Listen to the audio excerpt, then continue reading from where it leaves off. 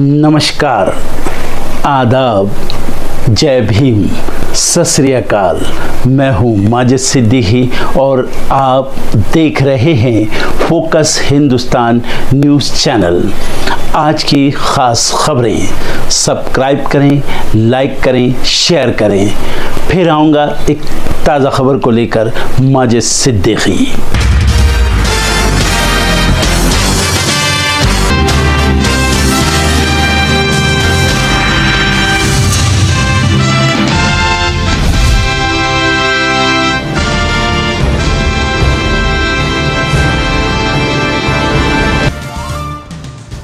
Kolkata case में पूर्व principal के घर सीबीआई का छापा। वित्तीय गड़बड़ी मामले में 15 ठिकानों पर सर्च जारी। संजय का पॉलीग्राफ टेस्ट आज संभव। पीडीपी प्रमुख महबूबा मुफ्ती का बड़ा बयान। कांग्रेस संग गठबंधन को तैयार। बीजेपी के साथ जम्मू कश्मीर में बनाई थी सरकार। अमृतसर दौरे पर आप नेता मनीष सिसोदिया शराब घोटाले में बेल मिलने के बाद पहली बार पहुंचे अमृतसर। बोले जेल में बैठकर की थी अरदास। हरियाणा में बीजेपी नेता और बॉक्सर विजेंदर सिंह ने दिया चौंकाने वाला बयान। कांग्रेस से चुनाव लड़ने पर विनेश फोगाट को दिया समर्थन। बोले मेरी शुभकामनाएं, पूरा साथ देंगे। हरियाणा में बीजेपी के 2 मंत्रियों ने किया आचार संहिता का उल्लंघन। रक्षाबंधन पर महिलाओं को दिया रिटर्न गिफ्ट। असीम गोयल से चुनाव आयोग ने मांगा जवाब। 8 सितंबर से सुबह सभा के अध्यक्ष ओम प्रकाश राजभर की शुरू होगी पोल खोल यात्रा। बिहार में होगी खत्म। वास्तविक घरेलू आय में लगातार गिरावट। एक रिपोर्ट में हुआ खुलासा। कांग्रेस का फूटा गुस्सा। शुतुरमुर्ग से की केंद्र की तुलना। बेटे को क्रूज प्रोजेक्ट मिलने को लेकर निशाने पर आए उत्तराखंड के कैबिनेट मंत्री सतपाल महाराज। कांग्रेस मांग रही है इस्तीफा। झारखंड में केंद्रीय मंत्री संजय सेठ समेत कई बीजेपी सांसदों और विधायकों पर मामला दर्ज। मुख्यमंत्री आवास के बाहर पथराव का आरोप।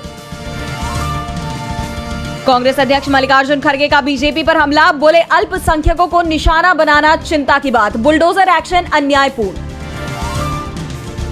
हिजबुल्लाह ने इजरायल के मिलिट्री बेस पर दागे 320 रॉकेट। 100 फाइटर जेट से किया पलटवार। हमले के बाद इजरायल के रक्षा मंत्री ने 48 घंटों के लिए इमरजेंसी की घोषणा। पाकिस्तानी एयर स्पेस में 46 मिनट रहा पीएम मोदी का विमान। दावा पोलैंड से लौटते वक्त लाहौर इस्लामाबाद के आसमान से होते हुए विमान ने भरी उड़ान। पाकिस्तान ने पीएम मोदी को एससीओ मीटिंग में आने का दिया न्योता। 15 से 16 अक्टूबर को इस्लामाबाद में होगी बैठक। आखिरी बार 2015 में पाकिस्तान गए थे पीएम मोदी। सुनीता विलियम्स फरवरी 2025 में अंतरिक्ष से लौटेंगी। नासा ने कहा स्पेसएक्स के ड्रैगन स्पेसक्राफ्ट से होगी वापसी। 80 दिन से स्पेस में फंसी हैं विलियम्स। टेलीग्राम के सीईओ पावेल डुरो फ्रांस में गिरफ्तार। क्रिमिनल कंटेंट रोकने में नाकाम होने का आरोप। पावेल के खिलाफ पहले ही जारी किया गया था गिरफ्तारी वारंट। टीएमसी ने वित्त मंत्री को लिखी चिट्ठी। स्वास्थ्य जीवन बीमा प्रीमियम पर 18% जीएसटी दर को निरस्त करने की मांग। केंद्र सरकार ने शनिवार को नई pension scheme unified pension scheme का किया ऐलान। सरकार का दावा इस पेंशन योजना से लगभग 23 लाख लोगों को होगा सीधा लाभ। दिल्ली कैपिटल्स के कोच बन सकते हैं युवराज सिंह। आईपीएल फ्रेंचाइजी ने पॉन्टिंग का छोड़ा साथ। दावा यूवी से चल रही है बातचीत। अंबानी की शादी में शामिल ना होने पर बोली कंगना, उस दिन मेरे छोटे भाई की भी थी शादी। वैसे फिल्मी शादियां अक्सर करती हूं अवॉइड। प्रभास को जोकर कहने पर अरशद वारसी पर भड़के कल्कि के डायरेक्टर। कहा बोलने से पहले शब्दों पर देना चाहिए ध्यान। अरशद वारसी ने साउथ सुपरस्टार प्रभास की फिल्म कल्कि को किया था क्रिटिसाइज।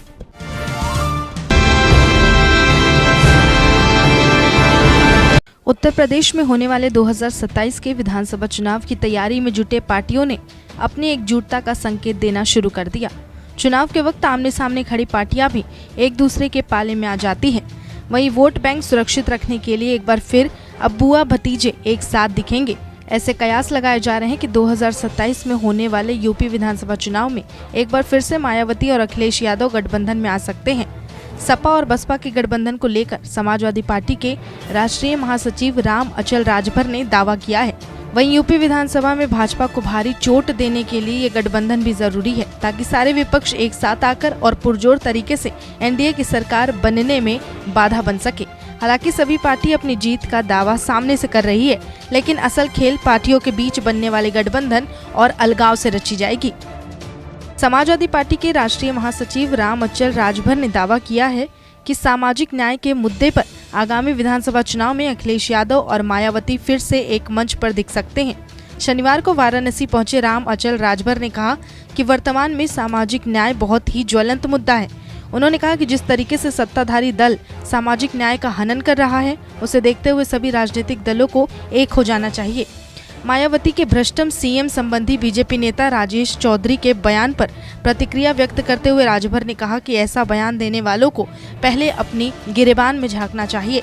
भाजपा के शासनकाल में भ्रष्टाचार अपनी पराकाष्ठा पर पहुंच चुका है, ये भाजपा वालों को नहीं दिखाई दे रहा। बीजेपी विधायक अनर्गल बयान देकर राजनीतिक लाभ पाने की कोशिश कर रहे हैं, लेकिन उन्हें नहीं पता कि ऐसा कहकर उन्होंने अपनी ही पैर पर कुल्हाड़ी मारी है। उनके खिलाफ कड़ी कानूनी कार्रवाई होनी चाहिए। सपा महासचिव ने कहा कि मौजूदा सरकार बिना किसी पुष्ट साक्ष्य के विपक्षी नेताओं पर कार्रवाई कर रही है। इसकी कीमत उसे आगामी विधानसभा चुनाव में हार से चुकानी पड़ेगी। इससे पूर्व बनारस पहुंचने पर सपा कार्यकर्ताओं ने राम अचल राजभर का जोरदार स्वागत भी किया। भारतीय जनता पार्टी के विधायक राजेश चौधरी द्वारा बसपा सुप्रीमो मायावती पर प्रतिकूल टिप्पणी करने के बाद समाजवादी पार्टी के मुखिया अखिलेश यादव मायावती के पक्ष में खुलकर सामने आए हैं। अखिलेश ने कहा कि एक भूतपूर्व महिला मुख्यमंत्री के प्रति कहे गए अभद्र शब्द दर्शाते हैं कि भाजपाइयों के मन में महिलाओं और खास तौर से वंचित शोषित समाज से आने वालों के प्रति कितनी कटुता भरी हुई है। मायावती ने अखिलेश के बयान पर उनका आभार जताते हुए कहा कि मेरे ईमानदार होने के बारे में सच्चाई को माना है। बसपा सुप्रीमो ने शनिवार को सोशल मीडिया एक्स पर कहा कि सपा मुखिया ने मथुरा जिले के एक भाजपा विधायक को उनके गलत आरोपों का जवाब देकर उनके ईमानदार होने के बारे में सच्चाई को माना, उसके लिए पार्टी आभारी है। पार्टी को भाजपा के इस विधायक के बारे में ऐसा लगता है कि उसकी अब भाजपा में कोई पूछ नहीं है, इसीलिए वो बसपा प्रमुख के बारे में अनाप शनाप बयानबाजी करके सुर्खियों में आना चाहता है, जो अति दुर्भाग्यपूर्ण है। भाजपा को चाहिए कि वो उसके विरुद्ध सख्त कार्रवाई करे और उसके दिमाग का इलाज कराए। भाजपा ऐसा नहीं करती तो ये माना जाएगा कि इस षड्यंत्र में वो भी शामिल है। भाजपा अपने विधायक के विरुद्ध कोई भी सख्त कार्रवाई नहीं करती है तो इसका जवाब पार्टी के लोग विधानसभा उपचुनाव और आम चुनाव में दे देंगे।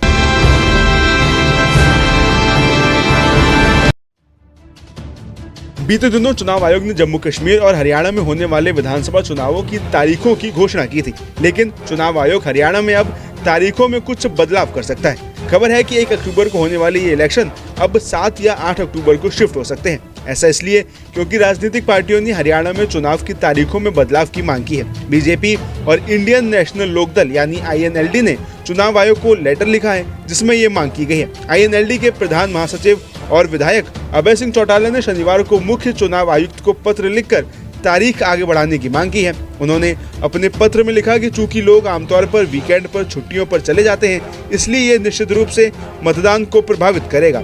वोट परसेंट पर प्रतिकूल प्रभाव पड़ेगा और मतदान प्रतिशत में 15 से 20% की कमी होने की संभावना है। वहीं सिर्फ उन्होंने ही नहीं बल्कि भाजपा के प्रदेश अध्यक्ष मोहन लाल बड़ौली ने भी चुनाव आयोग को लेटर लिखा है। उन्होंने लेटर लिखकर कहा कि 28 से 29 सितंबर को शनिवार और रविवार है, 1 अक्टूबर को वोटिंग होनी है, जबकि 2 अक्टूबर को गांधी जयंती और 3 अक्टूबर को अग्रसेन जयंती की छुट्टी है। इतनी लंबी छुट्टियों में वोटर बाहर घूमने निकल जाएंगे, इससे वोटिंग कम हो सकती है। हालांकि अब INLD और बीजेपी की इस मांग के बाद इसका विरोध भी शुरू हो गया है। वहीं इसी कड़ी में हरियाणा कांग्रेस प्रमुख चौधरी उदय भान ने कहा कि भाजपा छुट्टियों का बहाना बनाकर चुनाव टालना चाहती है, जबकि सच ये है कि हरियाणा की जनता ने भाजपा की छुट्टी करने का फैसला कर लिया है। वहीं इसी के साथ हरियाणा के पूर्व डिप्टी सीएम और JJP नेता दुष्यंत चौटाला ने कहा कि प्रदेश में समय से पहले मतदान की घोषणा होने से भाजपा बुरी तरह घबरा गई है और इसी के चलते बीजेपी मतदान की तारीख को आगे बढ़ाने के लिए चुनाव आयोग के दरबार तक पहुंच गई है। इसके साथ ही उन्होंने कहा कि भाजपा को इस चुनाव में हार का डर स्पष्ट सता रहा है, क्योंकि अब भाजपा का जनाधार प्रदेश में गिर चुका है और इसके चलते वो 20 सीट भी हासिल नहीं कर पाएगी। वहीं बीजेपी और INLD की इस मांग पर मंगलवार को चुनाव आयोग फैसला लेगा। ऐसे में ये देखने वाली बात होगी कि हरियाणा के विधानसभा चुनाव में अब क्या होता है।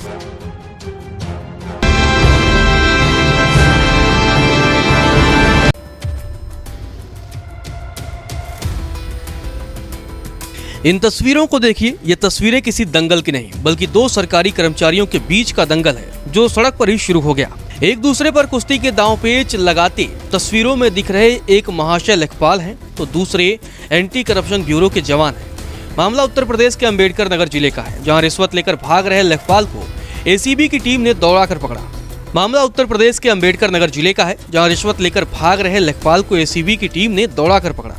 इस दौरान लेखपाल जमीन पर गिर गया। लेखपाल का एसीबी टीम के जवान से गुत्थम गुत्थी और पटका पटकी होने लगे। लेखपाल खुद को छुड़ाने की कोशिश करता रहा। इस बीच टीम के अन्य लोग भी पहुंच गए। लेखपाल को गिरफ्तार कर लिया गया और सड़क पर सैंपल टेस्ट हुआ। लेखपाल के हाथ को पानी में डुबोकर देखा गया तो रंग छोड़ने लगा, जिससे कंफर्म हो गया कि उसने वही नोट लिए थे जिस पर केमिकल लगाया गया था। एंटी करप्शन की टीम उसे पकड़कर थाने ले गई, जहां उसके खिलाफ कार्रवाई की गई। मामला महरुआ थाना क्षेत्र का है। खरड़ा गांव के रहने वाले संदीप के जमीन की पैमाइश होनी थी। तहसील से ऑर्डर हो गया था, लेकिन क्षेत्र का लेखपाल जितेंद्र कुमार टाल मटोल कर रहा था। बाद में उसने रुपए की डिमांड रख दी।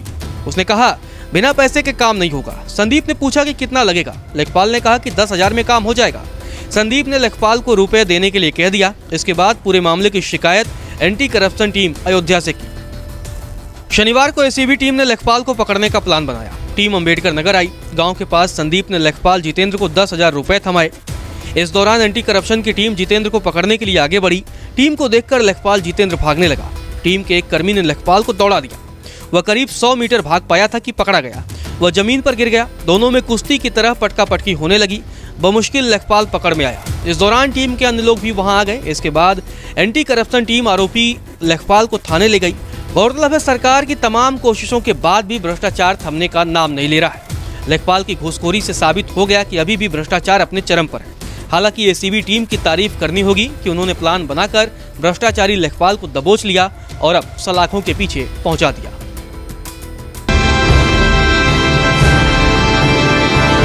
बीजेपी सांसद कंगना रनौत आए दिन किसी न किसी विवाद से दो चार होती ही रहती हैं। हाल ही में अपनी अपकमिंग फिल्म इमरजेंसी को लेकर कंगना को भारी विरोध का सामना करना पड़ा। तो वहीं अब पंजाब से कांग्रेस नेता और पूर्व मंत्री राजकुमार वेरका ने कंगना पर एनएसए लगाए जाने और एफआईआर दर्ज कराए जाने की मांग कर दी है। बता दें कि हाल ही में कंगना ने एक बार फिर किसान आंदोलन को लेकर विवादास्पद बयान दे दिया है। कंगना का कहना है कि किसान आंदोलन के समय किसानों के द्वारा हिंसा को अंजाम दिया गया और अगर किसान बिल वापस नहीं लिया जाता तो किसान किसी बड़ी घटना को अंजाम देने की प्लानिंग में थे। कंगना ने आगे कहा कि अगर उस समय केंद्र सरकार मजबूत नहीं होती तो भारत की स्थिति वर्तमान के बांग्लादेश जैसी हो जाती। अपने इन बयानों से कंगना विपक्ष के निशाने पर आ गई है। इसी को लेकर पंजाब से कांग्रेस नेता राजकुमार वेरका ने कंगना पर राष्ट्रीय सुरक्षा कानून लगाए जाने की मांग कर साथ साथ एफआईआर भी दर्ज कराए जाने की मांग की है। साफ है कि कंगना के इस तरह के भड़काऊ बयानों से सामाजिक सौहार्द पर बुरा असर पड़ता है, जिसको रोकने के लिए वेरका ने ऐसी मांग उठाई है।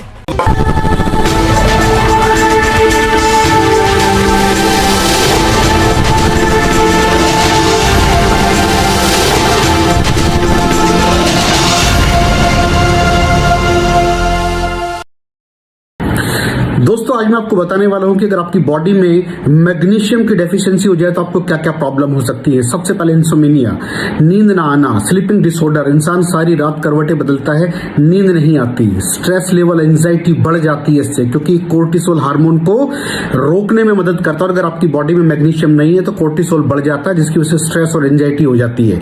मूड स्विंग्स, इंसान को पता नहीं चलता उसके मूड स्विंग्स होते हैं, थोड़ी थोड़ी देर में गुस्सा आना, थोड़ी थोड़ी देर में चिड़चिड़ापन होना, क्योंकि ये सेरोटोनिन हार्मोन को बढ़ने में मदद करता है। अगर आपकी बॉडी में less magnesium is equal to less serotonin, और सेरोटोनिन हैप्पीनेस का हार्मोन है। अलावा इसके ये फटीग को भी कम करता था। अगर आपकी बॉडी में मिनरल डेफिशिएट है, अगर आपकी बॉडी में मैग्नीशियम नहीं है तो आपको थकावट बहुत जल्दी फील होगी, जरा सा काम करती है आपकी बॉडी थक जाएगी। पुअर डाइजेस्टिव सिस्टम, ये डाइजेस्टिव सिस्टम को भी मैनेज करने में बड़ा शानदार रोल प्ले करता है। और अगर इसकी डेफिशिएंसी है तो कॉन्स्टिपेशन, डायरिया जैसी प्रॉब्लम हो जाती है। माइग्रेन, बहुत खतरनाक प्रॉब्लम है माइग्रेन। अगर डेफिशिएट है आपकी बॉडी मैग्नीशियम से तो आपको माइग्रेन की प्रॉब्लम भी हो सकती है। ब्लड प्रेशर, अगर आपकी बॉडी में मैग्नीशियम कम है तो आपको ब्लड प्रेशर की प्रॉब्लम हो सकती है। इरेगुलर हार्ट बीट, ये हार्ट बीट का बढ़ जाना, कम हो जाना, बढ़ जाना, कम हो जाना, मैग्नीशियम डेफिशिएट होने की निशानी है।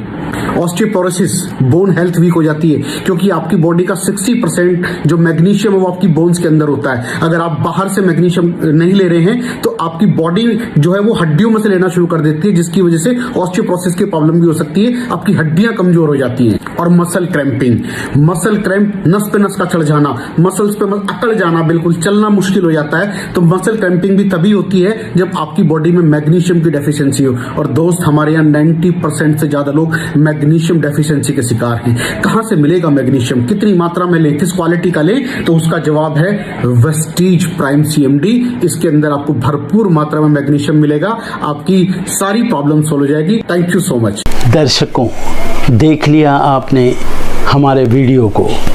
हमें खुशी होगी कि आपने हमारे न्यूज़ को लाइक किया और दूसरों को शेयर किया। अगर अभी तक हमारे चैनल फोकस हिंदुस्तान को सब्सक्राइब नहीं किया है तो तुरंत सब्सक्राइब करें, कमेंट करें और बेल आइकॉन को प्रेस करें। हम हाजिर हैं खबर के लिए।